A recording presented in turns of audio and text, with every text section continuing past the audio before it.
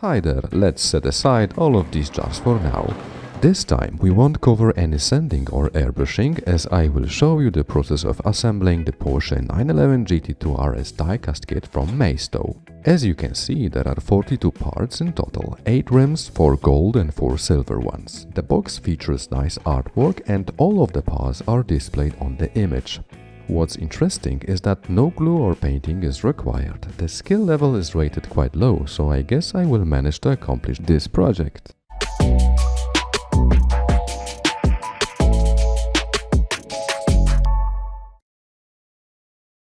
Okay, so let's start by opening the box and seeing what's inside. I will leave you right now and come back with a summary at the end of the video. Talk to you soon.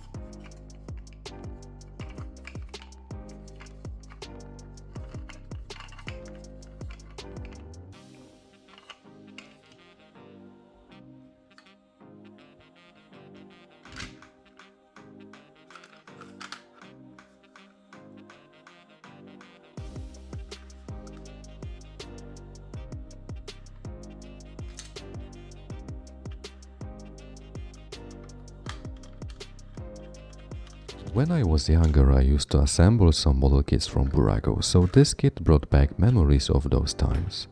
I had a lot of fun assembling it, but you need some strength in your fingers to put everything together as some parts needed to be firmly placed. For example, the front window was challenging to fit initially, so I had to trim it to make it fit properly. Even then, it wasn't easy, as you may have seen a few minutes ago. The parts are really sturdy. I was worried that I might bend them while trying to fit them, but they held up well and didn't crack. It's a pity that you can't turn the front wheels, but other than that, it was a really enjoyable experience. So if you are tired of painting, cutting or masking, take a break with this kit. Thanks for watching. Cheers!